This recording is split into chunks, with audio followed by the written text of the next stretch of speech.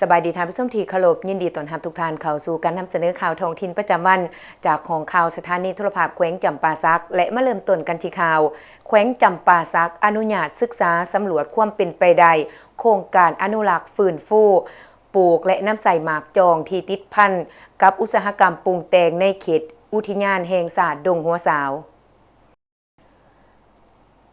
วันที่24 มีนาคม 2026ได้มีพิธีเซ็นบทบันทึกความเข้าใจว่าด้วยการศึกษาสำรวจความเป็นไปได้โครงการอนุรักษ์ฟื้นฟูปลูกและน้ำใส่หมากจองติดพันกับอุตสาหกรรมปรุงแต่งในเนื้อที่150 เฮกตาร์อยู่เขตอุทยานดงหัวสาวบ้านนำภาคเมืองปทุมพรแขวงจำปาสักระหว่างแขวงจำปาสักต่างหน้าโดยของการคณะกรรมการส่งเสริมและคุ้มครองการลงทุนกับบริษัทลาวไฮเซียงทรัพยากรธรรมศาสตร์จำกัดผู้เดียวพิธีเซ็นบทบันทึกความเข้าใจในครั้งนี้จัดขึ้นอยู่ที่โรงแรมเอราวัณดิเวอร์ไซด์โดยการเข้าร่วมของทานพิมพรพันดานุวงศ์คณะประจำภาคแขวงห้องประธานคณะกรรมการปกครองแขวงมีแผนกการที่เกี่ยวข้องและต่างหน้าบริษัทเข้าร่วมสำหรับฝ่ายองค์การปกครองแขวงจำปาสักลงนามเป็นพยานมีฐานปริญญาเอกกลกันคำมวงศ์ว่าหน้าห้องการคณะกรรมการส่งเสริมและคุ้มครองการลงทุนแขวงฐานคำนีละวงศ์ว่าหน้าแผนกกสิกรรมและสิ่งแวดล้อมแขวงฐานเดชนครค่อนสวรรค์ห้องประธานคณะกรรมการปกครองเมืองปทุมพรและฝ่ายบริษัทลงนามเป็นพยานมีฐานมาดงจันทร์อำนวยการบริษัทลาวไฮเซียง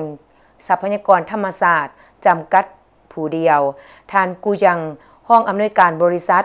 มีการนำของแขวงการนำแผนกการที่เกี่ยวของอ้อมข้างแขวงเขกที่ได้รับเชิญเข้าร่วมเป็นสักขีพยาน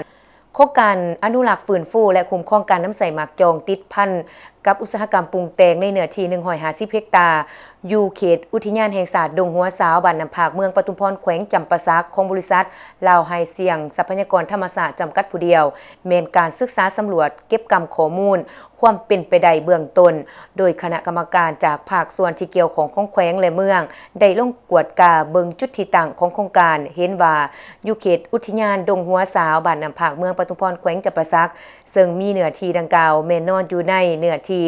ปลูกไม้ทดแทนของโครงการเขื่อนไฟฟ้าไหวนำภาคและโครงการดังกล่าวก็มีเป้าหมายที่เป็นส่วนหนึ่งเพื่อสุกยู่การพัฒนาเศรษฐกิจสังคมของแขวงการเซ็นบทบันทึกความเข้าใจในครั้งนี้ปฏิบัติตามข้อตกลงของคณะกรรมการปกครองแขวงจำปาสักเลขที่250/คปสจสลงวันที่23 มีนาคม 2026ว่าด้วยการมอบสิทธิ์ให้ห้องการคณะกรรมการส่งเสริมและคุ้มครองการลงทุนแขวงต่างหน้าให้คณะกรรมการปกครองแขวงเซ็นบทบันทึกความเข้าใจว่าด้วยการศึกษาสำรวจความเป็นไปได้